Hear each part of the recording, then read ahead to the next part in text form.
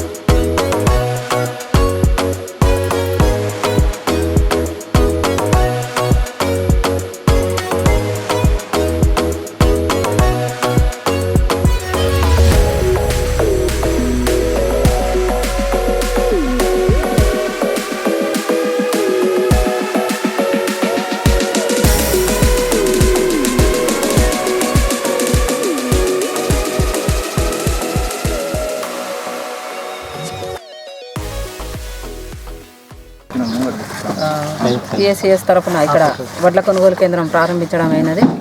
ప్రతి ఒక్కరు కూడా అంటే మన హోనాజిపేట పరిధిలోని అన్ని గ్రామాల వారు ఈ సొసైటీ యొక్క సేవలను వినియోగించుకోవాలని, తర్వాత మీరు తెచ్చే ధాన్యం లోపల తేమ శాతము, తర్వాత అందులో ఉన్న పొట్టు, మిగతా ఏవైతే పనికిరాని ఉంటాయో పెద్దలు అలాంటివి ఉంటాయి కాబట్టి వాటన్నిటిని శుభ్రం చేసి తీసుకురావాలని చెప్పేసి కోరుకుంటున్నాము.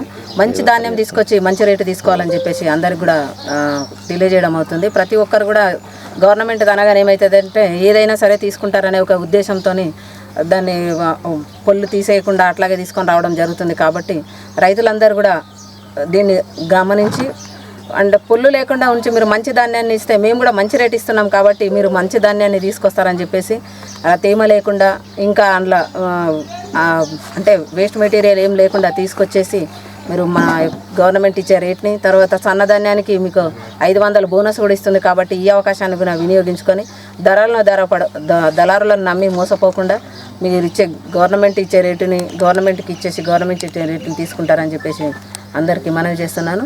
రైతులందరూ కూడా ఈ అవకాశాన్ని సద్వినియోగం చేసుకోవాలని చెప్పేసి కోరుకుంటున్నాను. ఏమైనా నానిపోయిన వడ్లు మేడం? నానిపోయిన వడ్లకి ఇప్పుడైతే మనకు ఏం వర్షాలు లేవు, అయితే స్టార్ట్ కాకముందే అయిపోతుందని అనుకుంటున్నాము.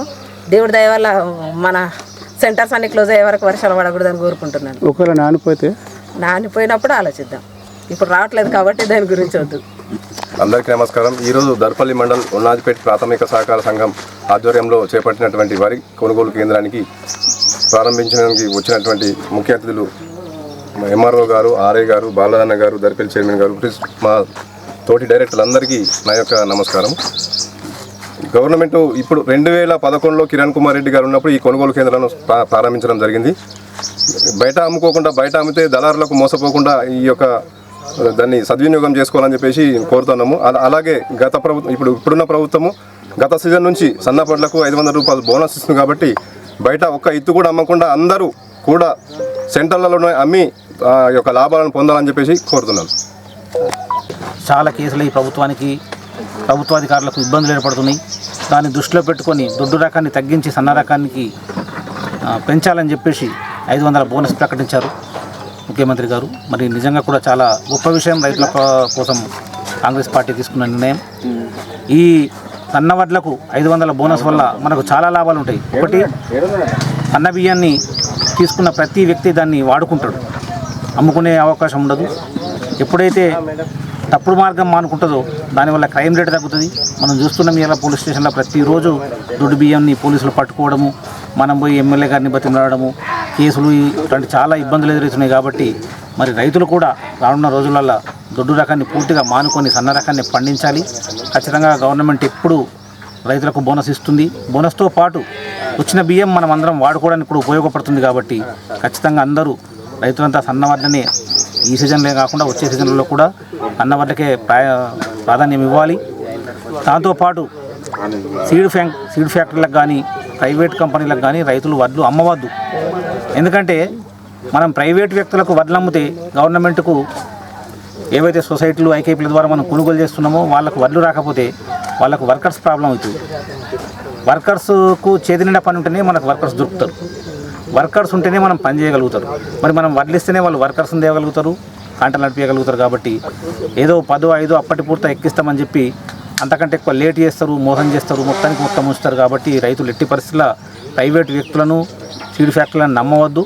ఖచ్చితంగా సొసైటీలకు, ఐకేపీలకే అమ్మాలి. అది మన కోసం, మన ప్రభుత్వం మన కోసం ఏర్పాటు చేసినాయి. కాబట్టి ఖచ్చితంగా అందరూ కూడా మేడం గారు చెప్పినట్టు వడ్లను మంచిగా ఎండబోసి ఖచ్చితంగా ప్రభుత్వ కొనుగోలు కేంద్రాలనే అమ్ముకొని సద్వినియోగం చేసుకోవాలని చెప్పి తెలియజేస్తున్నాం.